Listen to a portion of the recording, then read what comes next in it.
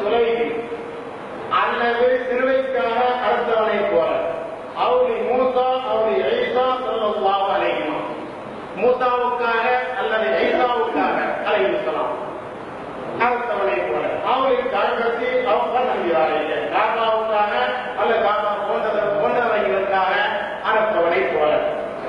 குல்லு வாலிக்க ஹராம், இது முழுவதும் ஹராம். இங்கே வலா தனில்லு ஹாதிஹி தபீஹத்து, இந்த அறுக்கப்பட்ட பிராணி ஹலால் இல்லை.